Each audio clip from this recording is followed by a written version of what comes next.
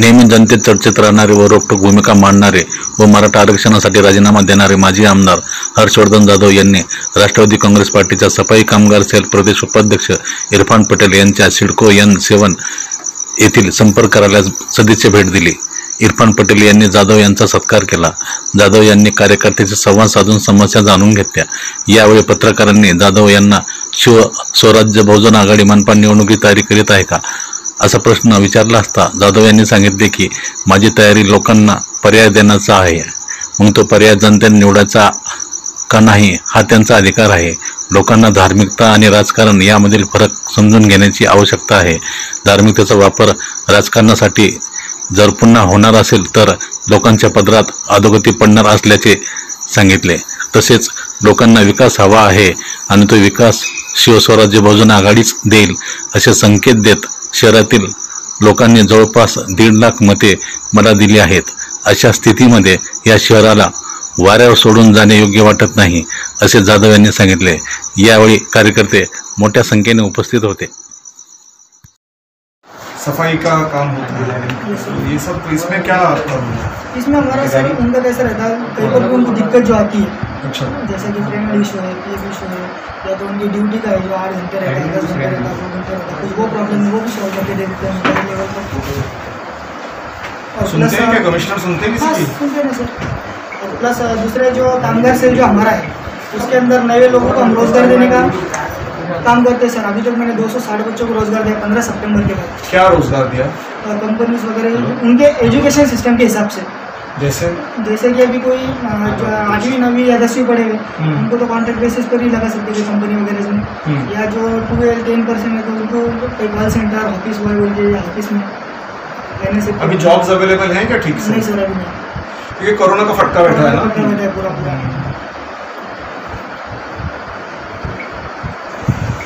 जो contract basis पे बच्चे ये करते हैं तो पहले जो एजेंट है वो पैसे हाँ तो अपन विदाउट पैसे तो करा के देते। हाँ मतलब कुछ तो लोगों को आपकी तरफ से फायदा होना चाहिए, मदद होनी चाहिए। तेव्हाच आपल्याकडे लोक येणार ना, त्या आशेनेच आपल्याकडे लोक येतात। दादाचं सत्य करून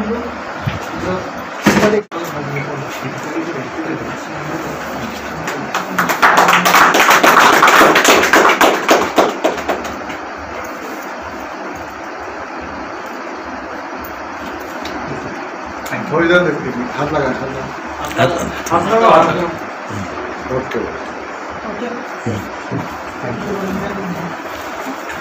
और बहुत अच्छा है।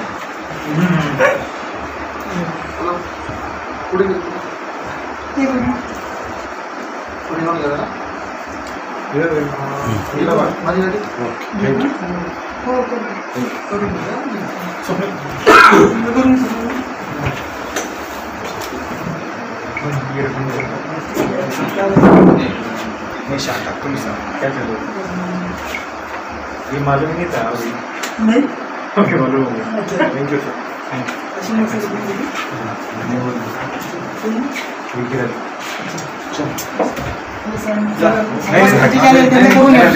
सगळ्याच करा दादाचं केलं म्हणजे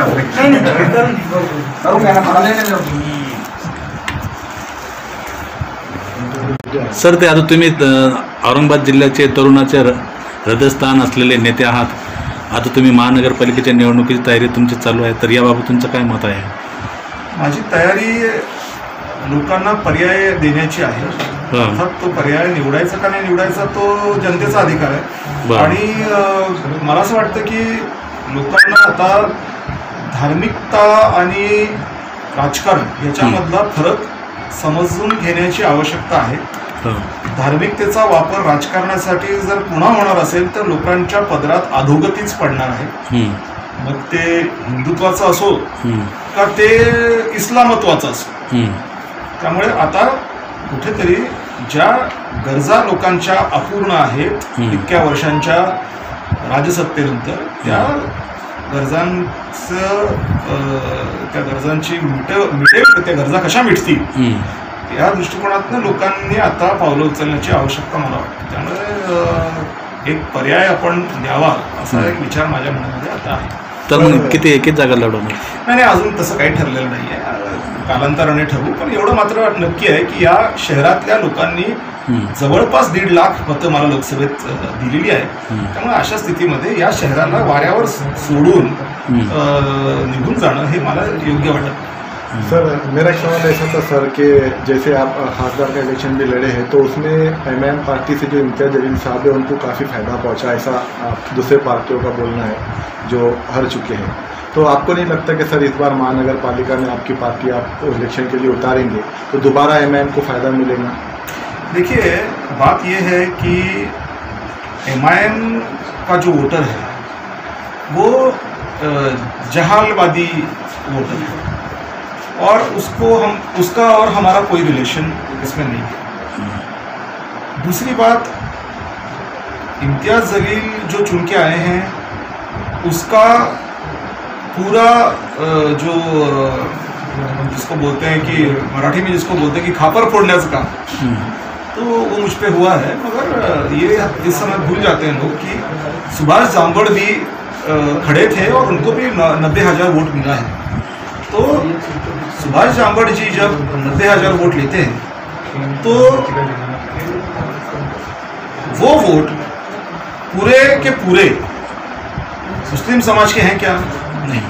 उसमें 95%, 98% वोट हिंदू समाज के हैं. तो भाई अगर सुभाष जांबड़ जी ने भी इतना वोट लिया है और दूसरी तरफ इम्तियाज जलील सिर्फ 4,000 वोट से चुन के आए हैं तो पूरा का पूरा बिल हर्षवर्धन यादव के नाम पे कैसे कर सकता है? अगर सुभाष जांबड़ खड़े नहीं होते तो शायद खैरे जीत जाते, शायद हर्षवर्धन यादव जीत जाता, पता नहीं क्या होता. तो एक तो एमआईएम का वोटर ये जहालवादी वोटर है जिससे हमारा कोई ताल्लुक नहीं है. और दूसरी बात, ऐसा नहीं है कि हर्षवर्धन यादव के वजह से ही इम्तियाज जलील आए हैं. सुभाष जांबड़ ने भी 90,000 वोट लिए हैं. अगर वो नहीं खड़े रहते तो शायद वो वोट हर्षवर्धन यादव के पार्टी को जाते या फिर वो चंद्रकांत खैरे को जाते. तो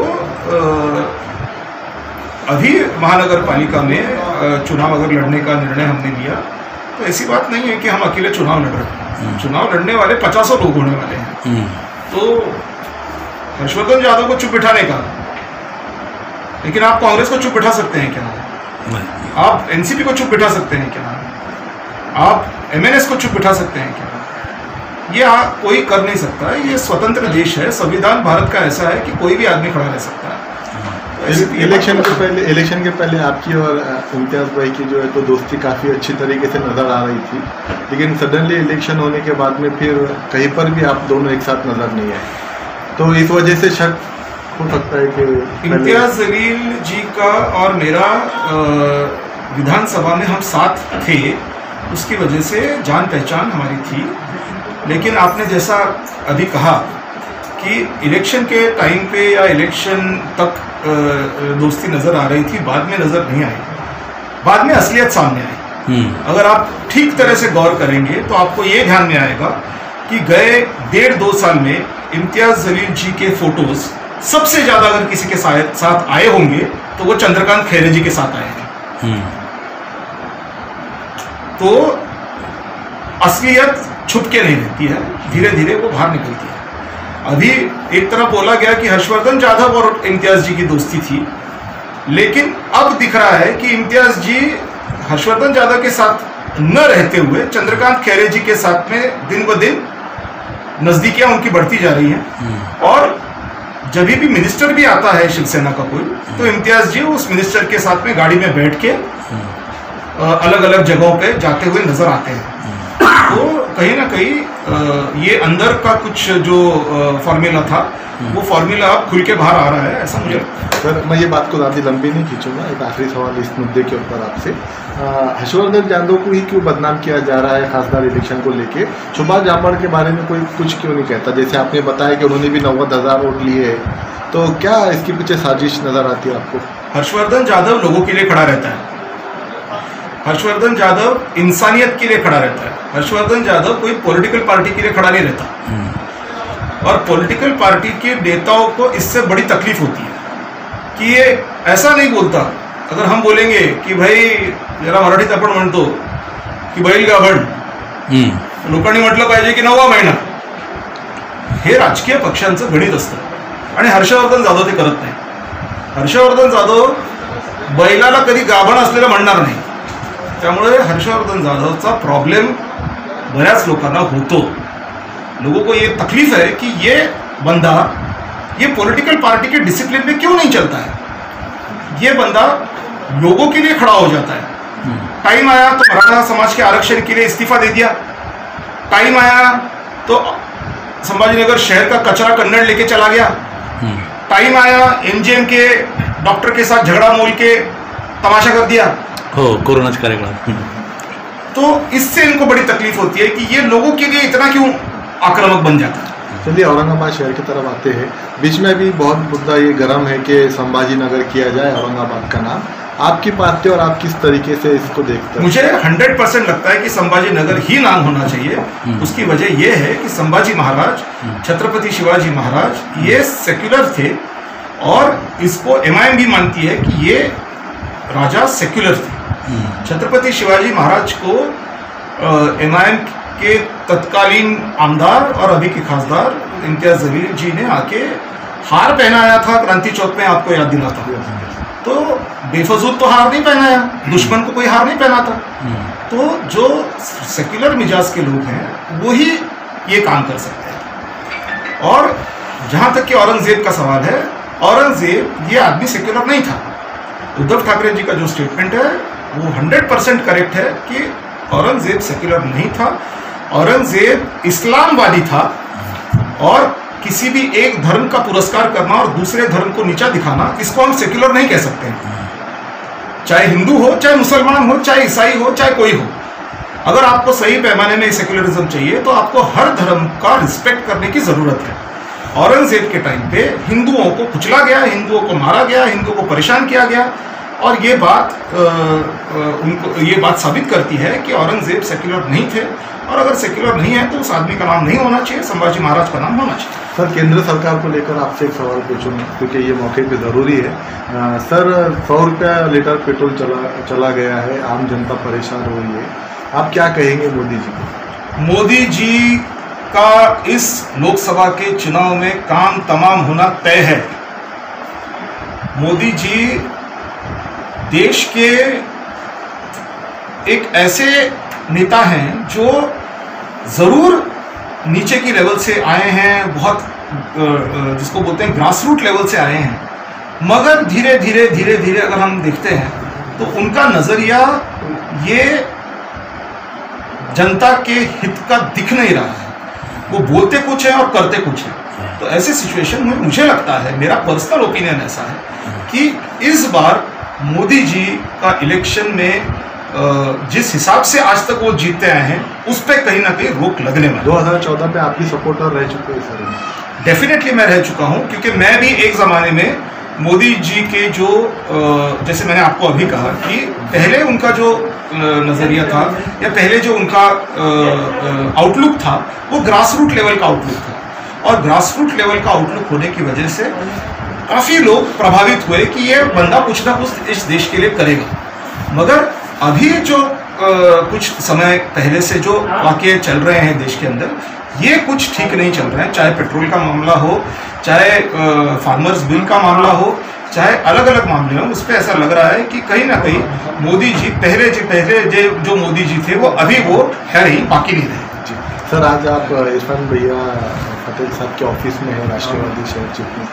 तो क्या कहेंगे सर इनके बारे में? इरफान भाई ने मुझे आमंत्रित किया, बोले मेरे कार्यालय में आओ, मैं आपका इस्तेकबाल करना चाहता हूँ. मेरे कार्यक्रम में वो आए थे कन्नड़ में, तो अगर वो मेरे कार्यक्रम में आते हैं तो मेरा फर्ज बनता है कि मैं उनके ऑफिस में आऊँ. पार्टी कौन सी है मुझे खुद ने, मैंने बोर्ड देखे नहीं है कौन सी पार्टी है, मुझे कोई इससे ताल्लुक नहीं है. मेरे दोस्त ने मेरे को बुलाया है, मैं आया हूँ. तुमचा मला अल्प परिचय द्या. इरफान भाई, आप बताइए, आज हर्षवर्धन भाई आपके ऑफिस में है, कैसा महसूस हो रहा है, क्या लग रहा है? देखिए, अभी वो जो उन्होंने जो बोला, मैंने उनको दोस्त के नाते, या तो मेरे दोस्त तो नहीं बोलूँगा, वो मेरे आदर्श है, मैं उनको एक मानता हूँ. मुझे उनके जैसा एक एमएलए बनना है, उस तौर के हिसाब से मैंने उनको यहाँ पर आमंत्रण किया. इसमें कोई भी पार्टी का कुछ नहीं, एक जो सामने कुछ दिन पहले जैसे आपने देखे थे न्यूज़ चैनल पे उन्होंने संन्यास ले लिया था राजनीति से या पॉलिटिकल करियर से, तो उसके बाद उन्होंने जब वापस आए 18 तारीख को मैं वहाँ पर गया और एक भावी वाटचाली के लिए उनको एक सदिच्छा शुभेच्छा देने के लिए बोलो, या तो एक मेरे कार्यालय में उनको संपर्क किया, कार्यालय में इसलिए बुलाया कि मैं उनके कार्यक्रम में गया था, मुझे लगा कि साहब का मैं एक बार इस्तेमाल करना चाहता हूँ, इसलिए मैंने सबको बुलाया। पार्टी का छोड़ देते हैं, आप उनको एक आदर्श मानते हैं, क्या आगे चल के आपके दिमाग में क्या चल रहा है? आप कॉर्पोरेटर इलेक्शन, एमएलए इलेक्शन में किस तरीके से सपोर्ट करेंगे दोस्त के नाते? का तुम्ही शिवस्वराज्यामध्ये वाटचालीवर आहात? बघा, इथं हर्षवर्धन जाधव साहेब आले तर याचा अर्थ हे नाही का ते राष्ट्रवादीत प्रवेश करायला आले, असा अर्थ नाही की मी शिवस्वराज्यात पक्ष चाललो. एक आमची मित्र भेटी गाठ आहेत. Correct, very good. अरे वाह, क्या बात कर रहे हैं, बच्चा समझते हैं क्या? ऐसा नहीं होता है भाई. सर तुम्ही प्रेस कॉन्फरन्स मध्ये इम्तियाज जलील चंद्रकांत खैरे चेले आहात असे 100%. त्याचं कारण असं आहे की गेले 2 वर्ष आपण बघतोय, मी आत्ताच तुम्हाला म्हटलो की जेवढे फोटो चंद्रकांत खैरेंबरोबर इम्तियाज जलीलांचे आले तेवढे असदुद्दीन ओवैसी बरोबर पण आलेले नाहीयेत. अरे बरोबर. खोटं असेल तर भुटानी मारा, खरं असेल तर मारून घ्या.